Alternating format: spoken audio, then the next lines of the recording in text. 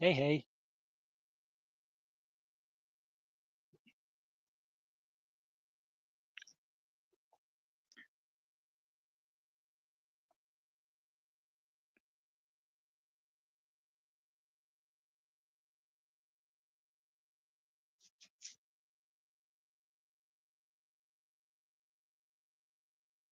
Well, as you are a guest, I should be able to hear you besides seeing you.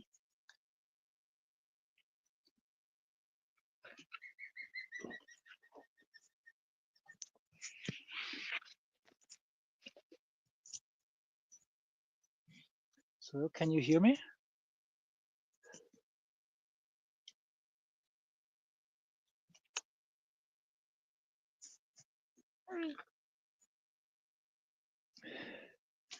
Okay, so you can hear me. You can text, which is also good.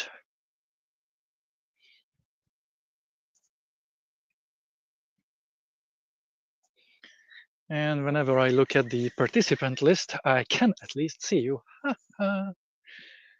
Excellent. So you're muted?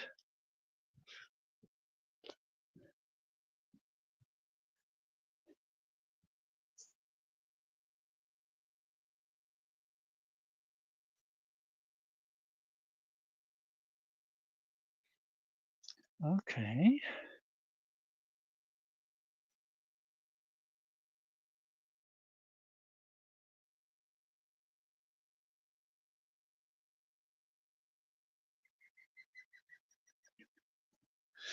The reason why I'm asking whether if you are muted and you can only communicate via text is then should this be the case, then we can change to the other mic, which might pick up more ambient sound than this one. But otherwise, welcome to Vácrátót. Well, we are about 45 kilometers to to the northeast from Budapest. Vácrátót itself has the population of about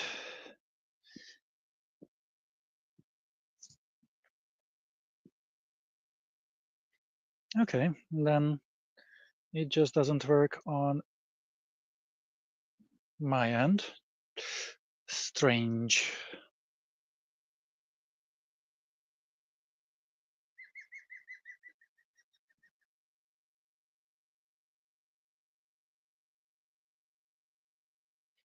Okay, so Vácrátót has the population of about 2,700, according to the latest national census, which data has been published in 2024.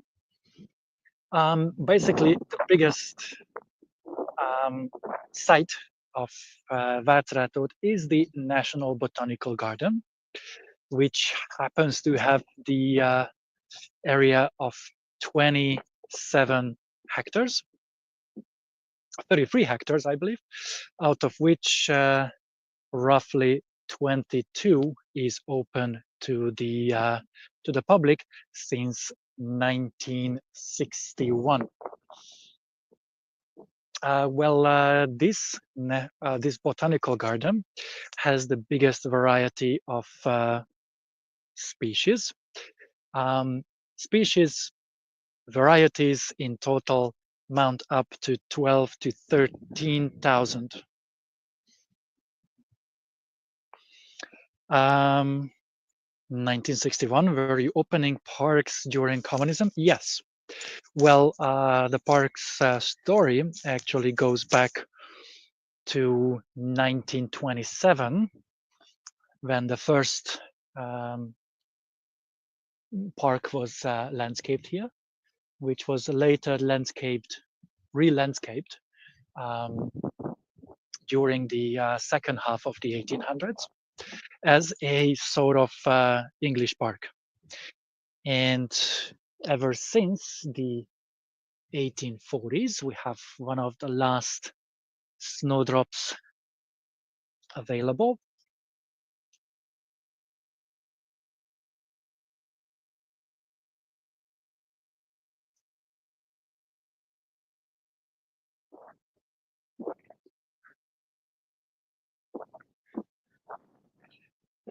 Re-landscaped in the 1800s. Yes, indeed. Indeed. Oh, I almost forgot about the other smaller field of snowdrops. I'm leaving the designated walking path, so bear with me. We are both doing some shady stuff, but this is where we have the last snowdrops. Unfortunately, the thing is that the weather turned quite bitter, so I'm back to wearing winter coats. I'm back to wearing hat, gloves, and so on, because the temperature is down to something around 5 degrees Celsius. That shows a bit of on the flowers as well. So, in terms of storyline, so we go back to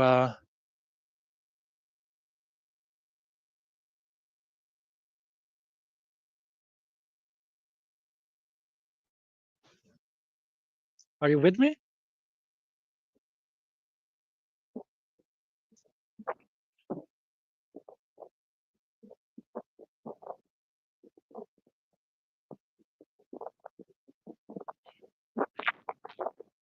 Back again. Okay, excellent.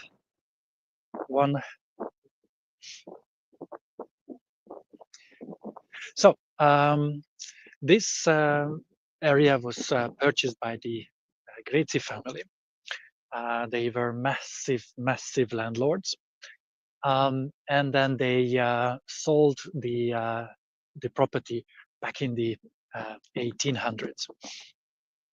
Now the family they sold it to, they were the big fans of Alcsú Doboz's English Garden. They were the big fans of Tata's English Garden.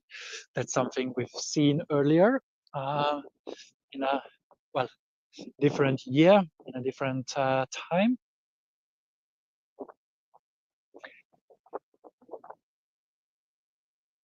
I will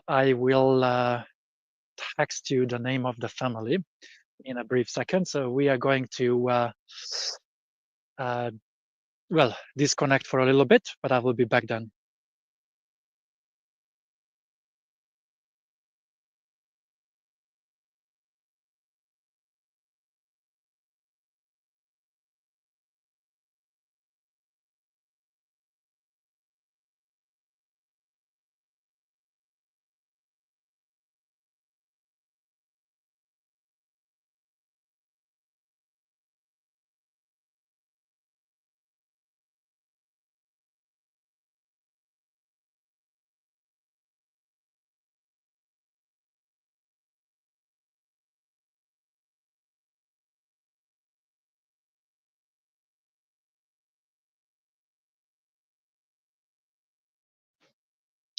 I am very bad in typing. Very bad. So we have the Gatesy. They sold the property to the Nacos. Now the Nacos were very famous family in trade and commerce. They were one of the wealthiest landlords as well, or house owners in Budapest as well. Today's Gresham Palace was built on the property which was once owned by the Naco family. The Nacos actually sold the property to the Vigyázó family. The Vigyázó? wait a second. Was it the Vigyázó or another family before that?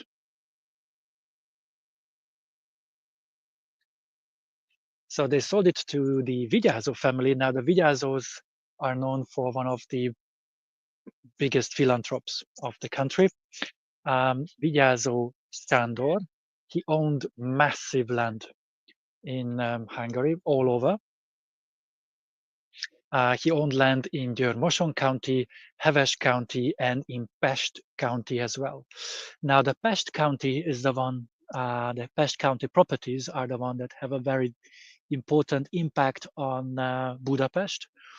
Today's 16th and 17th districts were owned by the Vigyázós.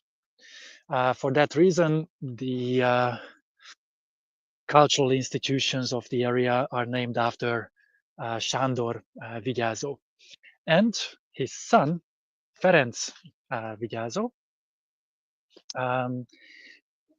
Ferenc Vigyázó is actually immortalized by the Vigyázó Street in downtown Pest, quite close to the Gerlóci Cafe.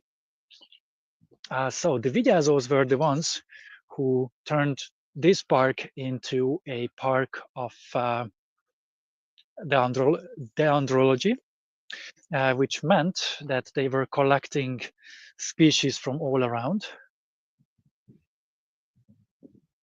Yeah, Vigyázó, there is also a Y there. Vigyázó, spelled like so. So the Vigyázós were the ones who started to collect as many different species and plant it here as possible. They put their hands on this property in 1871. They commissioned the head gardener of Alcsú Doboz's English garden to redesign the park in 1872. And the same Czech gardener worked here between 1873 and 1913. Now, at that time, the same thing applied, but we experienced what we experienced in Tata as well. So there was quite a bit of a need for romantic touches. So that's why there is a water mill in this park. We are getting a little bit closer to it in a brief second, but we cannot make any shortcuts. Although today, according to the cashiers, there are maximum 3 people now in the park. So you have your own park. That's why we came here on Monday. And that's why I can show you the same flowers here, what I've seen in the Buda Botanical Garden as well. So the Vigyázós not just build a windmill here, they also re-landscaped the stream here, which is the same stream that supplies the fairy tale lake that we've seen in Sződliget. The name is the same, Sződ-Rákos. Snow. Okay, so these are the snow roses. Now I'm very bad with flower names, so bear with me. According to the cashier, nothing new started to bloom compared to what I've seen here 2 weeks ago. The weekly special is the same as it was 2 weeks ago due to the bad weather.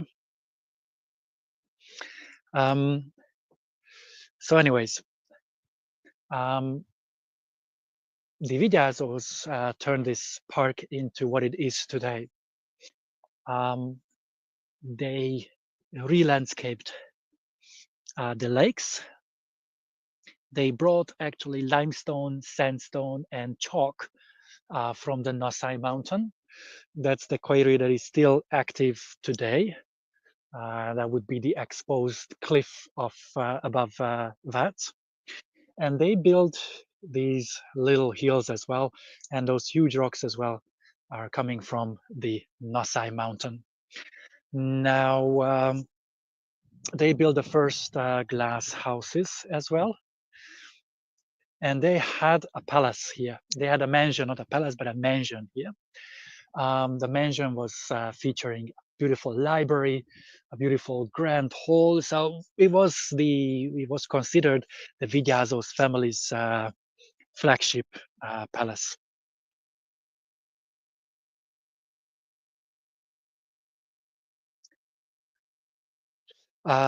Two more questions you overlooked. The owner of this park's noble family, older trees than 1870, likely. Likely there are, however, the area had to be re-landscaped quite often. So we are at the Gateses. They were the first owner of the land. By the way, this mulch is used to protect the trees during the winter. And what you can see now, so these little hills of mulch is basically closer to the tree trunks. And when it comes to spring, they do these openings so that the trees can continue with their, normal schedule.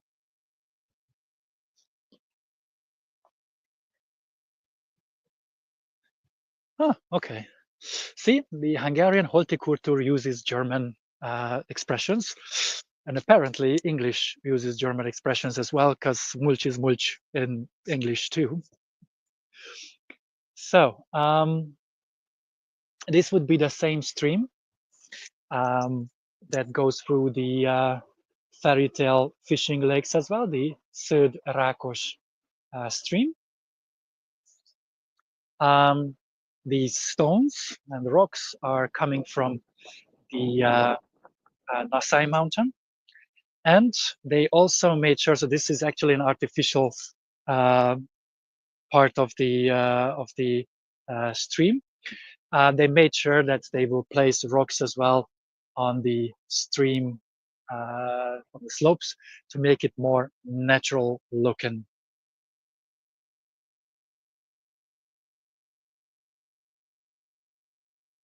Indeed, it's quite powerful. The current is quite strong as well. Now, what we cannot see on Mondays are the glass houses. It is said the head of the estate, the head of the botanical garden, um, said that there are about 3,000 different varieties and species in the glass houses.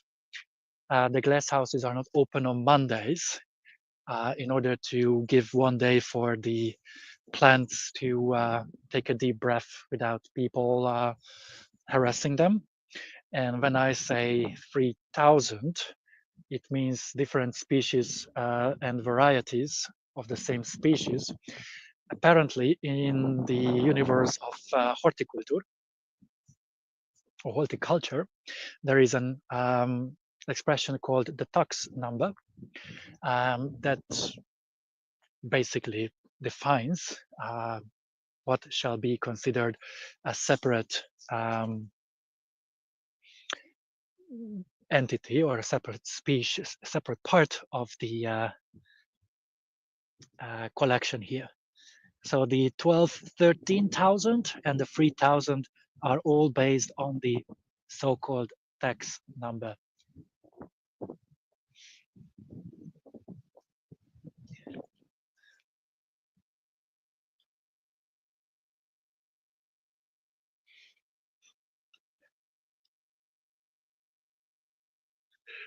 Plants only in this park. Indeed, like classes with animals. Indeed. No, here only plants.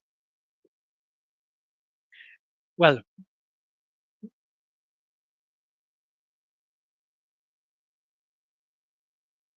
there are tiny bugs, insects, of course, that they use in order to, keep the park fresh and healthy. But it's not some sort of reservoir of any kind in terms of animals. But there are plenty of different artwork as well to be found in the park. And one is the giant spider.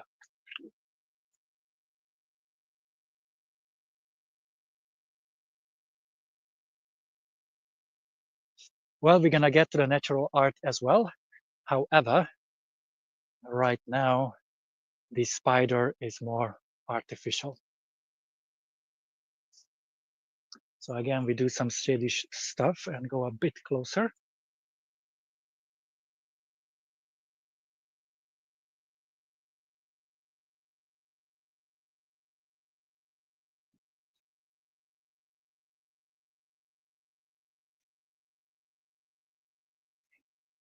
The Vigyázó family was the one that also married into the Podmanicki family.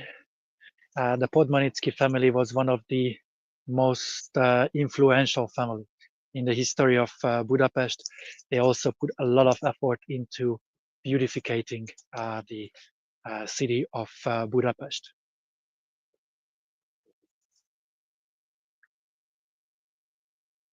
So we have a bunch of lakes all around. All the lakes are, well, filled by the Sződ Rákos Lake, Sződ Rákos stream, sorry.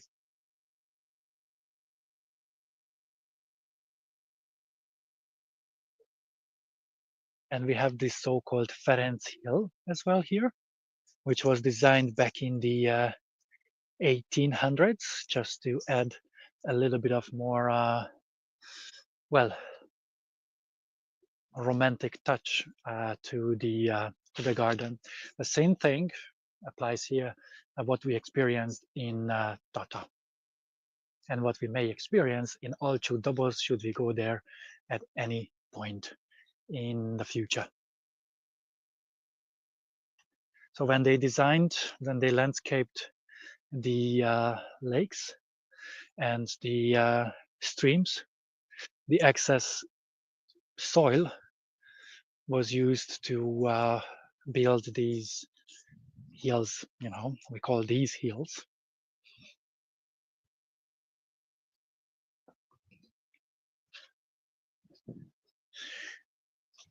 And down from the Ferenc Hill, by the way, I'll send you a picture later on showing you how the Ferenc Hill looked like back in the late 1800s, early 1900s.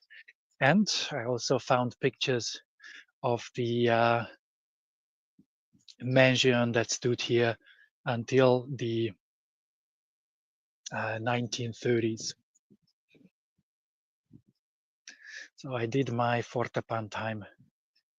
I don't have a subscription any longer for StreamYard, so I can only share those photos with you that I've uploaded to my StreamYard account when I had a subscription. So it's mostly the Buddha Castle.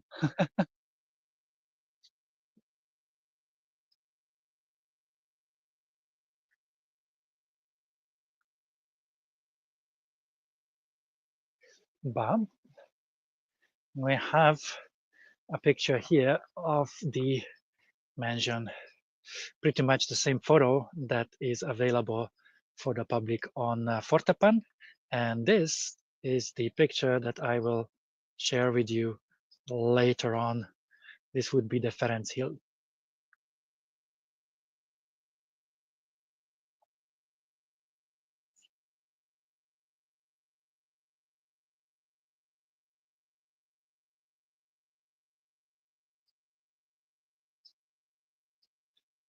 Oh, indeed, indeed.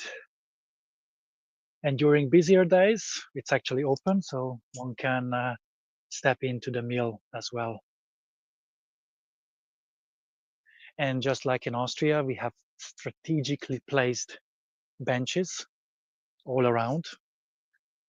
So it's easy to find a place to smoke a cigarette and to enjoy the scenery.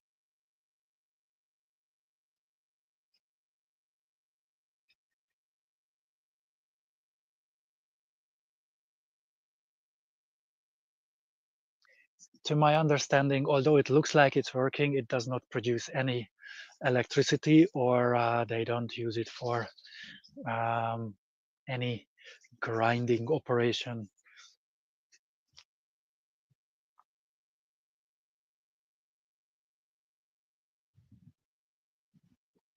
There is still a wheel mill on the mill. We are circling back to the stream. And from this angle, you will be able to see the mill wheel as well. Thank you very much for the perfectly timed question. So there you can see the mill wheel.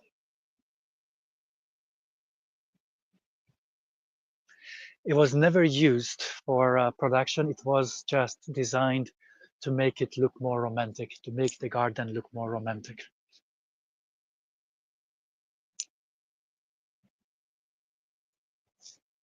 Yes, the yellow tags on the trees mark the type of the tree. The different colors refer to different types, different classes, I believe, because this section where we have the pine trees, the trees have not orange but yellow tags. But I haven't found any information regarding the classification of, or regarding the colors.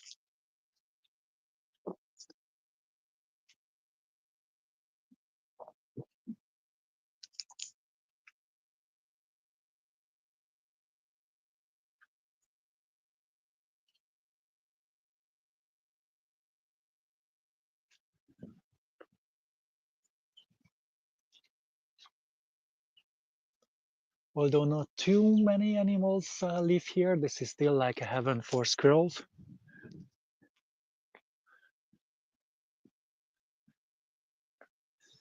And of course, we have a bunch of birds as well nesting here, but it's not a reservoir.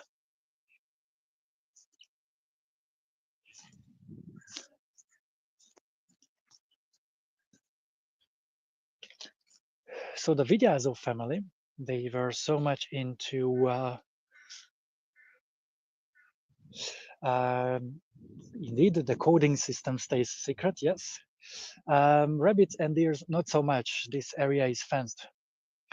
So either they jump over the fence and then they can get trapped here, but I don't know about any bigger game. And if this matter, well, rabbit would be a bigger game as well. That would live here on a more permanent basis. So the Vigyázó family understood the power of their dendrology park with the rising number of different species. So Sándor Vigyázó, in his last will, said that should he die without an heir, without a male heir, then the park and the property and the mansion and everything shall go to the Academy of the Hungarian Academy of Sciences. Now he had a son, Sándor Ferenc Vigyázó, after whom the street has been named. Both Vigyázó boys, or both Vigyázó men, they were working side by side with the Habsburgs, being royal counselors as well.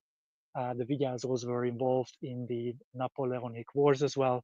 So they were pretty high-ranking aristocratic families, to the point that Franz Joseph donated the title Baron to the Vigyázós as well.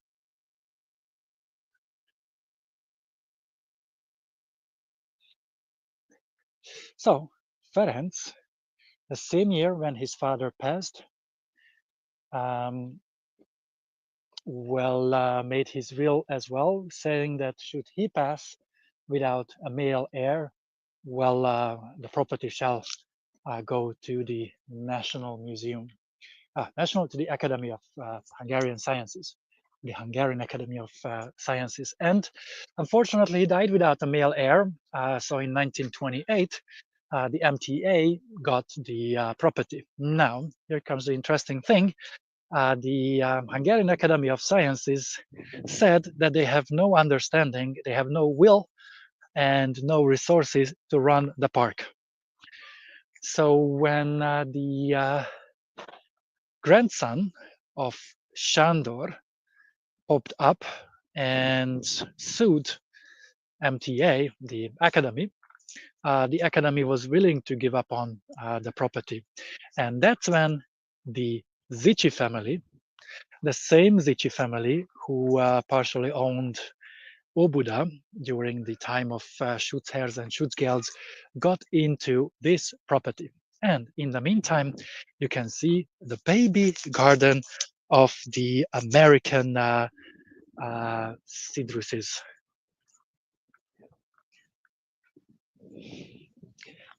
These are what they call the little babies, although they have no understanding what these would otherwise do for the trees. And that's when the dendrology park comes into play. The concept of dendrology comes into play. Most of the 13,000 species are not indigenous in Hungary. So you can find here everything from American cedruses to Persian trees.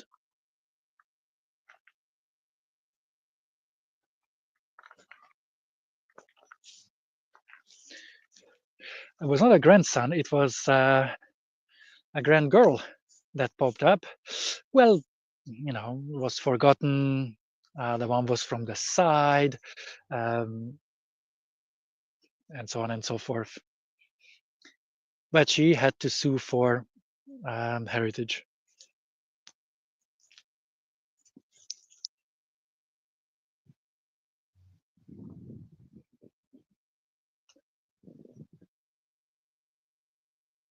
So it is said, and let's go low for the views,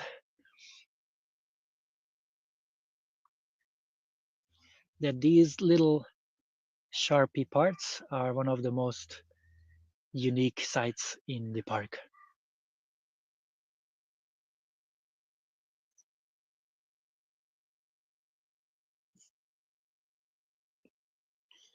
And now we are going for some colors.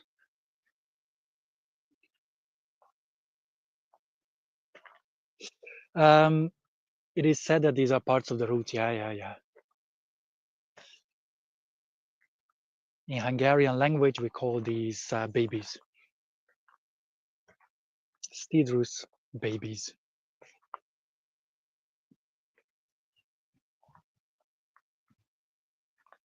So this is the kindergarten of the botanical garden.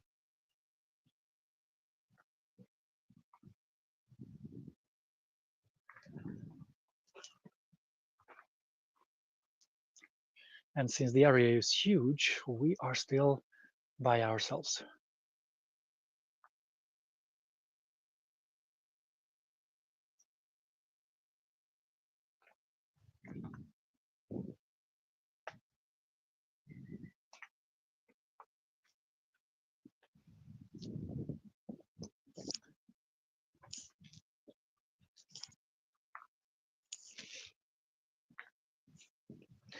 By the way, those trees that shall be cut, they cut it, they process the logs within the boundaries of the park itself, and they sell it to the villagers so they can use it for heating, for cooking, for whatnot, for domestic purposes, let's put it this way. And as the specialty of the month,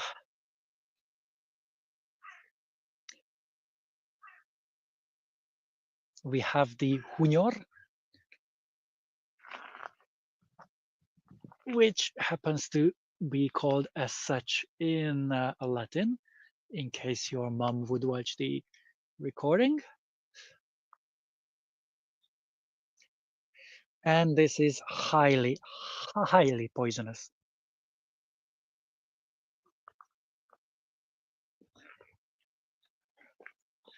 But this is indigenous, just not to this region. It is more common in the southwest part of Hungary, closer to Austria.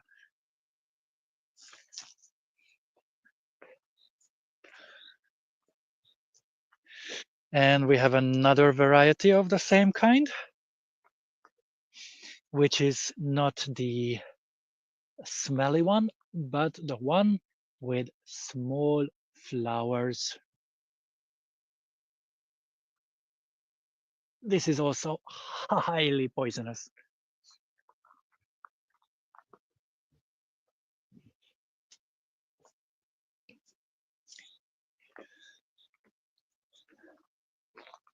In this park, there are weekly specials and there are also monthly specials as well. The villagers, they can come to this park for free of charge. It is basically their public park. The park itself is open to the general public every day. We were quite proud that they were open every day between 1961 and the 15th of March 2020. They only closed for the first couple of days of COVID.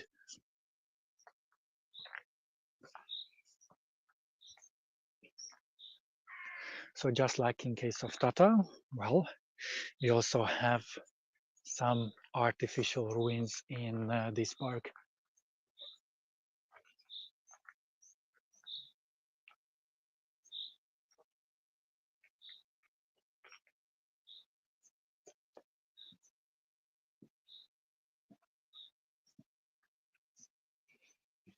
So that's their name, Hunyor.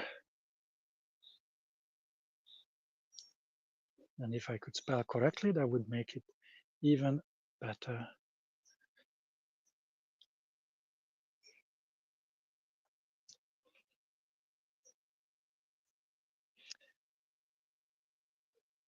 So the fact that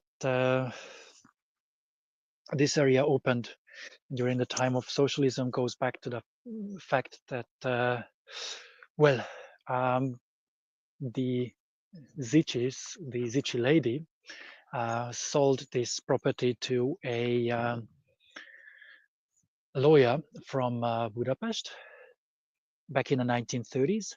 And the lawyer from Budapest had no clue of culture. He had no clue of what he put his hands on. To the point that a great part of the park, which other aristocratic families were working on for generations, he actually cut the trees, or many trees. So I'm pretty certain that there are trees here from the 1800s, but due to this guy called Debrecen, or Debreceni, well, a lot of trees been cut. And out of almost 1/3 of the property, he planted fruit trees, but he had no idea how to properly work with, my apologies, we went too low, how to properly deal with fruit trees. So he just basically ruined the property. And well, during the 1940s, 1950s, the state took over, nationalizing the properties, and that's when the Academy of Sciences got back in the game.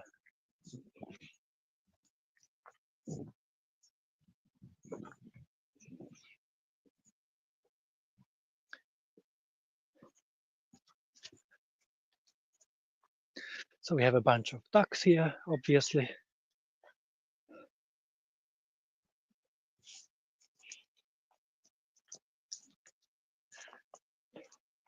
So you can see how they try to protect those trees that otherwise would live someplace warmer. They build these munch was around the branches or the roots, and they're gonna push it to the side when it comes to the springtime.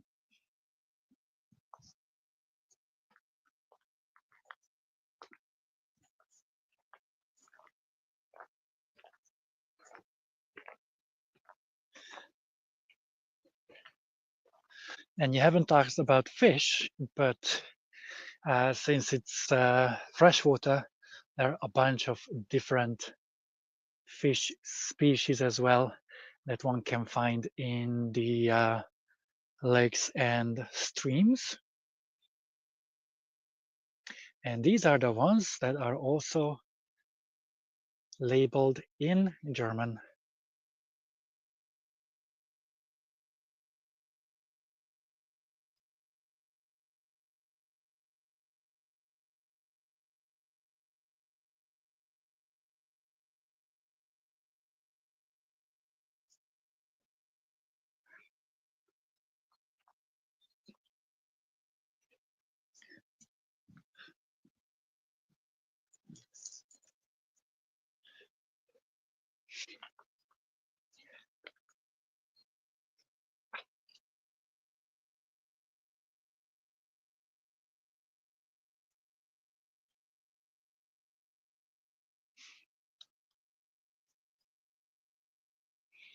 And here you go, some, as we call it, crocus, as part of the monthly special.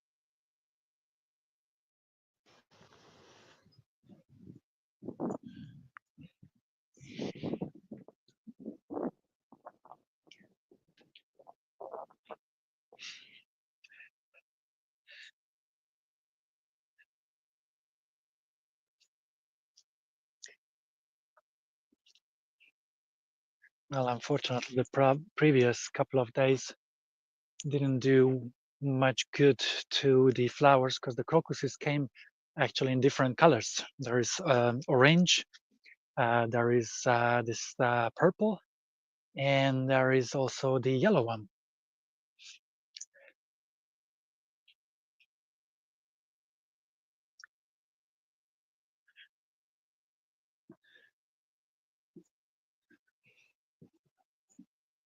So this is actually moving a bit, and it can only carry the load of 2 people in total. So this would be the largest of all the lakes here.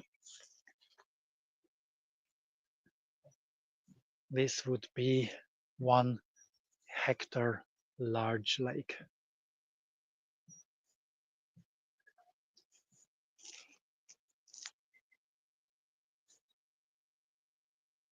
And then we're gonna go across and we'll see the flowers there, the weekly specials. And then we're gonna hit the rock garden in that general direction.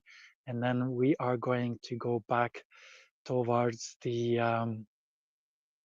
area where once the mansion stood.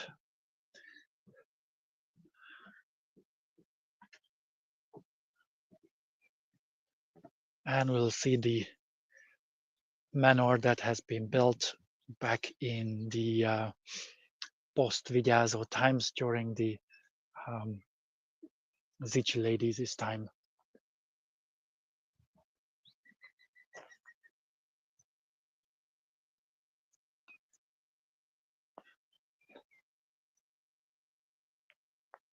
Well, she just married into the Zichis, but anyways,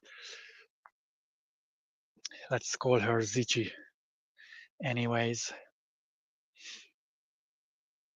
so timeline-wise, there was the Gatesy from 1827 till the 1870s. And then, 1840s. And then we had the NACOs. The NACO, NAKO, they sold the property to the Vigyázos, and the Vigyázos were running the show from 1871 till 1928. In 1928, it was the MTA, the Academy, that got it. But the Academy was sued, and Frau Zichy got it, and they sold it in 1936 to the lawyer.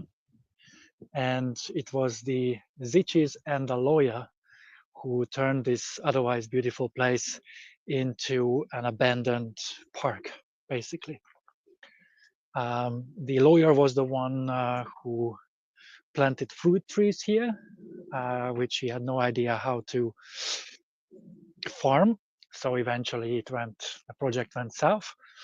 And after the Second World War, the state took over. Well, fruit orchard, okay. So there was an 11-hectare large or small orchard here. I found no information about what type of fruit trees he had here. And then from the 1950s, Rezső Shaw, who was the point man of the academy to this park, figured out that since the park was famous for the hydrology, well, they should go back to the basics. And he designed a massive scale park close to the entrance, which we will see towards the end of our day here. And my apologies, when I go too low, then the camera gets scared a bit.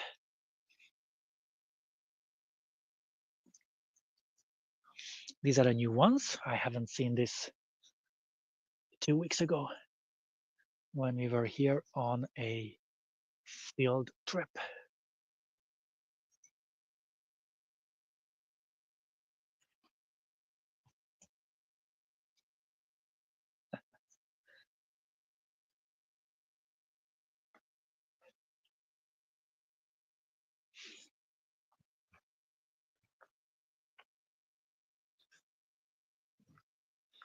And here by the stream, we have fields of these cute little white ones. But we are here for the 2 weekly special.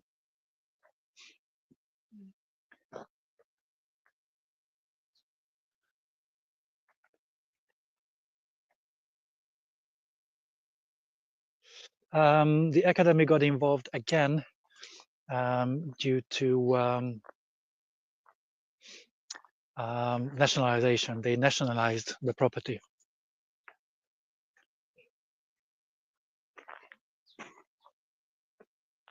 So 2 weeks ago, what we didn't have yet was the star flower. That would be this cute little guy here. And it comes in blue and in purple.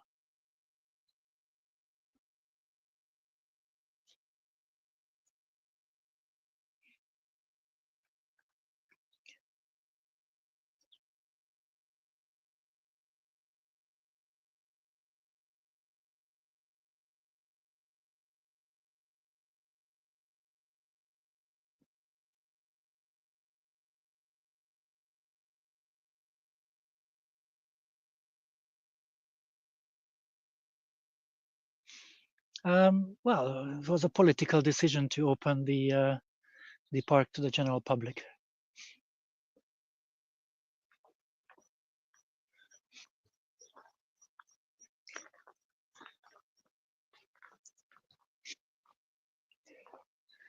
And those purple ones that we have here that unfortunately got frozen during the past 2 days, these are the Carpathian saffrons.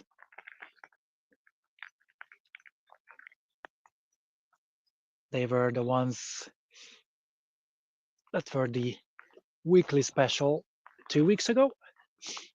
And due to the cold temperatures, they are still the special today.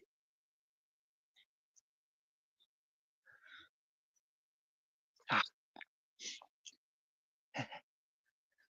my bad.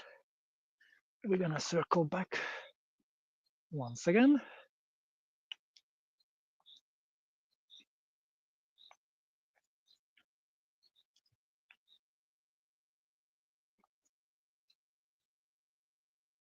So, Carpathian, no, come on, saffron. Close your eyes. We're gonna do it again.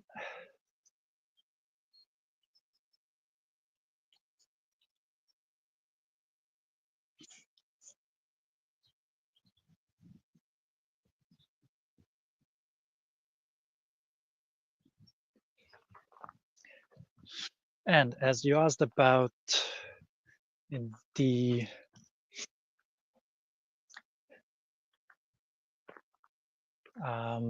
artwork, whether if there are any artwork, natural artworks, we are going to go for that in a brief second before we hit the rocks.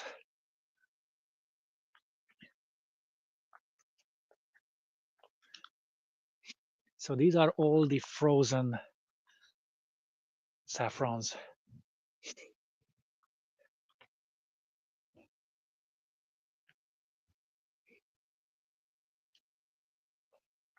And this would be a natural implant.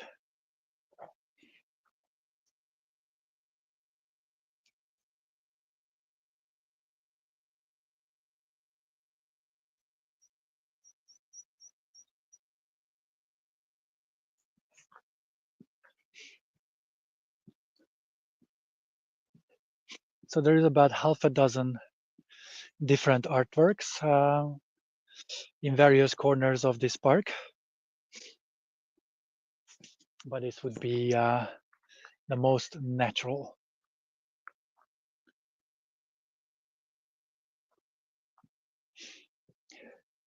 And we'll go for some crocuses. And we'll check it out, whether if they survived the past couple of cold days or they are also in a frozen state like the saffrons are.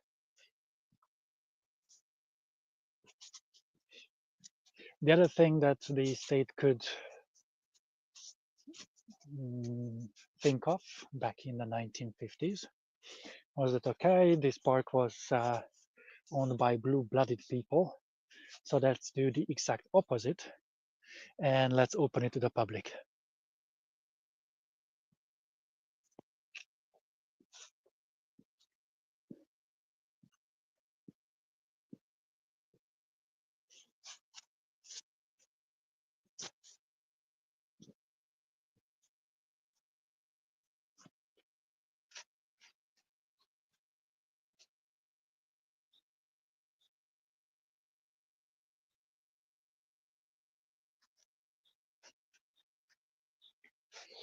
Yeah, I know that it's very tempting. Timmy as well was very tempted. And I basically had to rub in her nose the multiple signs saying that we know that it's tempting, but it's not there for you. I mean, humans.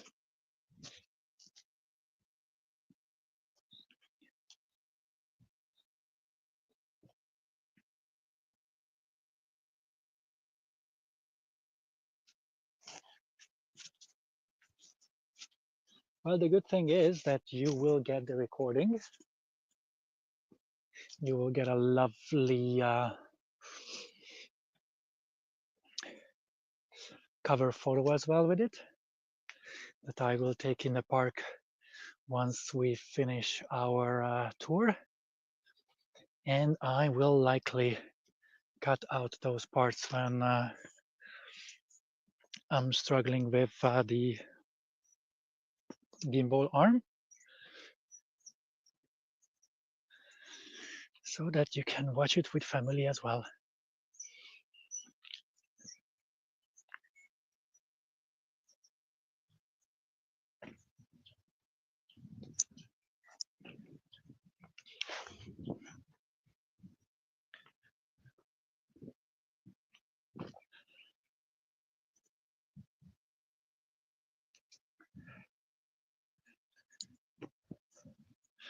And as promised,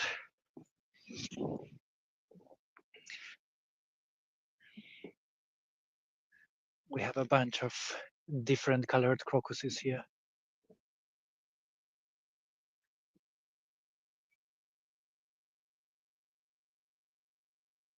You can see that they lay down during the past couple of days. It's cold.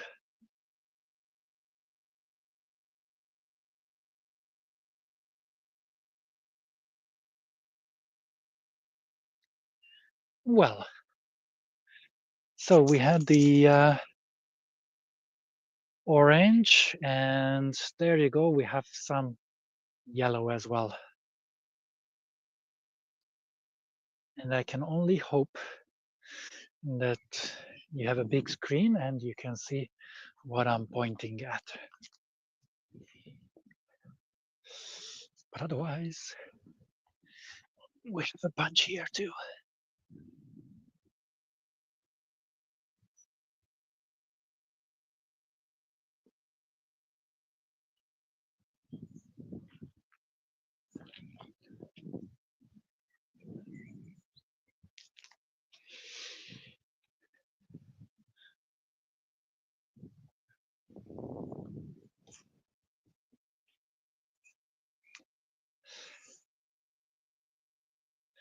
It is also said by the head gardener that should one plant die, they, of course, they're gonna remove it, but they will not remove it from their registry, which has more than 13,000 entries, because they will use it for science, like how well it felt in the park, how much it grew, how long it survived in the park, and so on and so forth. There are talks about the park going to profit,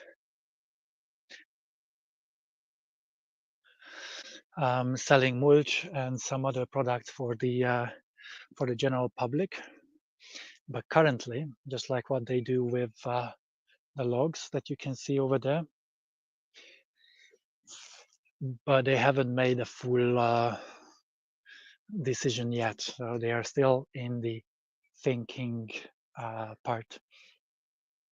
And this is the area of the park where we have more species from Asia. Like this tree is actually indigenous in Korea, and the ones we've seen to our left before is indigenous in Nepal.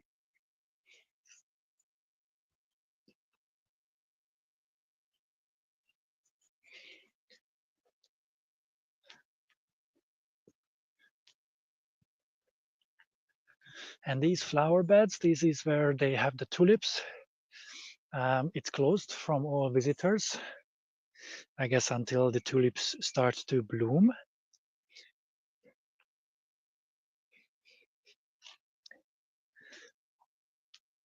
This year's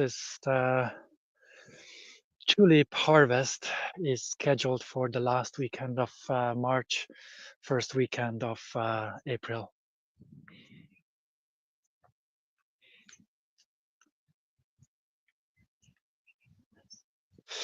Currently, it is run by the state.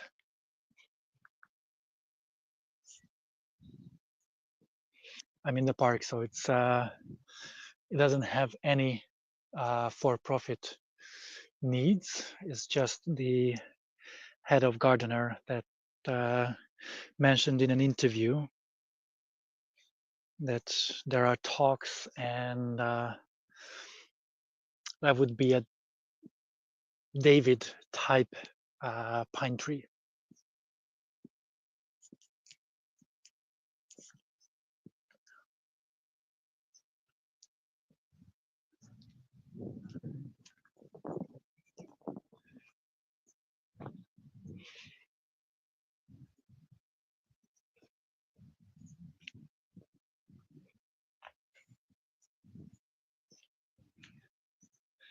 And these are all the different types of birds that nest here.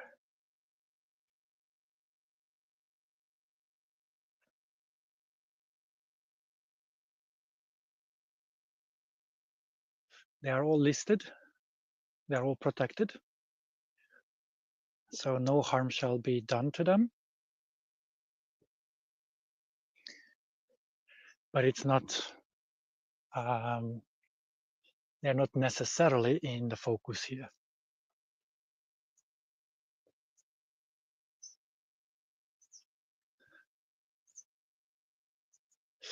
There are no National Garden Society that I know of. So the national gardens are the one in Alcsú-Doboz, in the heart of Nernia, if you know what I mean. There is the one here in Vácrátót. There is one in Szarvas. There is one above Tata, in the Gerece mountain, if you wish. And there are one or two more to the northeast from Budapest.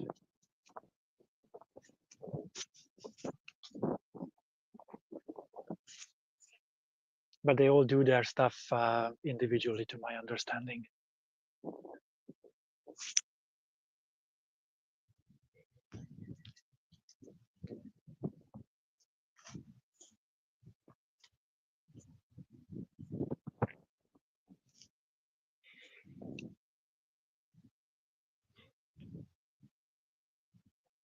So this could be something to see once you are in Hungary with a car sometime October, mid-late October. Usually my birthday treat is to come here. At least that was my birthday treat in 2018. And I think even last year I was here for my birthday, or around my birthday. And it's beautiful, it's ridiculously colorful, it's superb, absolutely recommended. It's weather dependent. Apparently, those flowers that I saw here a week ago got frozen during the past couple of days.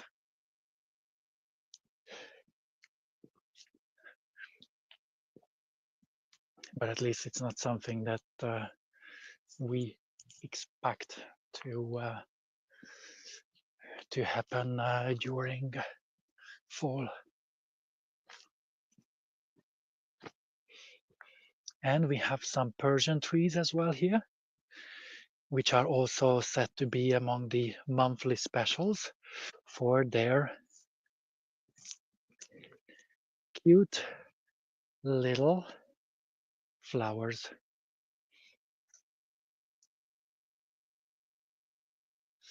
My apologies, this is not the Persian tree, this is the Japanese walnut.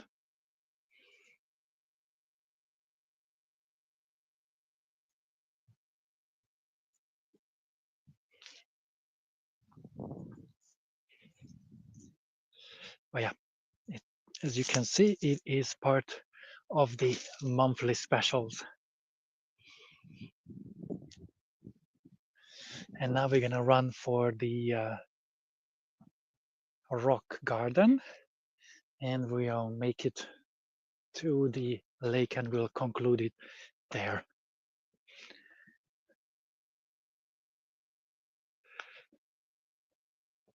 So although it wasn't planned as such, you can see the stairs.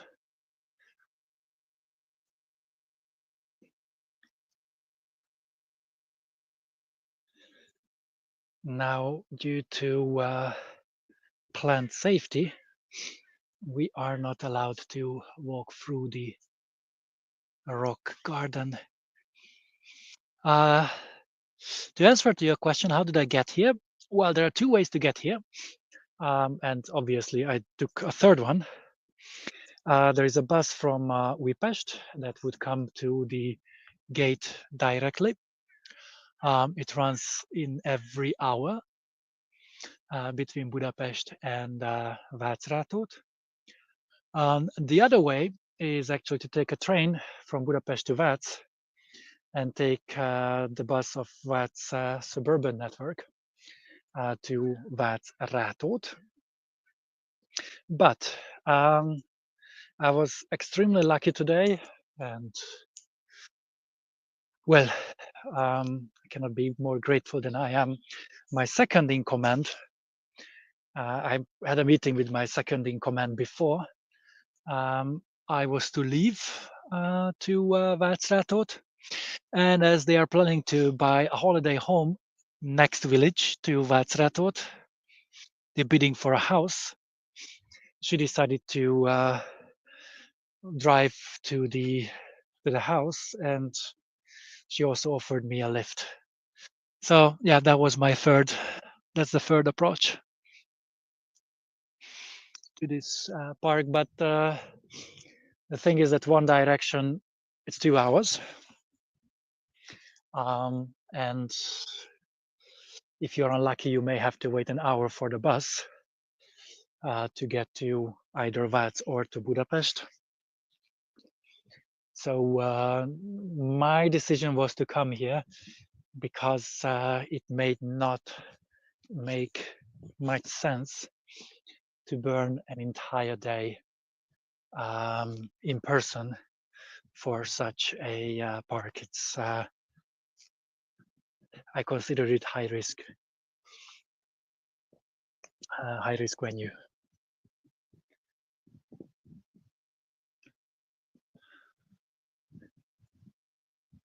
No, although her original plan was that, and it was, spur of the moment, that she will drive me back as well. She won't. I never thought she would at any point, anyways. She had to run back to her daughter to pick her up from the kindergarten. So I'm gonna wait for the bus, which will leave, I believe, 5-ish from the gate. And then depending which bus will come first, either I will make it to Vác, and then I'll do some further content at the riverfront, depending how the sunset is going to be. Or, well, I'll just take a bus back to town.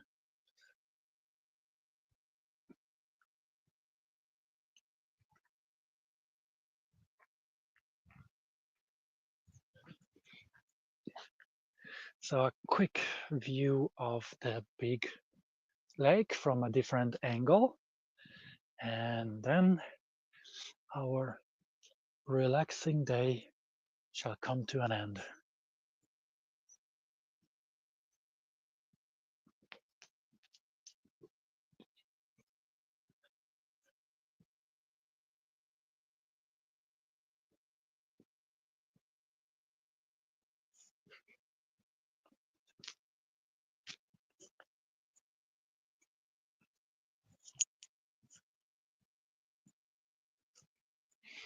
And well, thank you very much for allowing me to go creative in terms of where to go for a virtual tour, for a private virtual tour. Most likely the other idea, the upper and the lower gardens of the Buddha Botanical Garden, will be offered rather soon to the public. So you may join that one as well. Either, well, as a recording or live.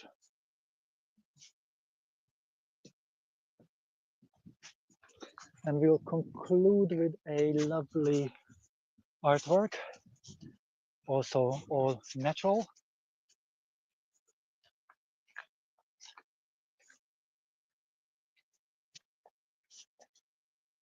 And then I wish you an efficient afternoon.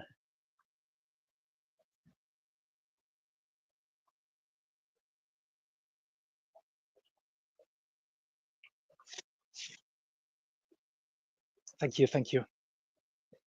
I shall see you rather soon.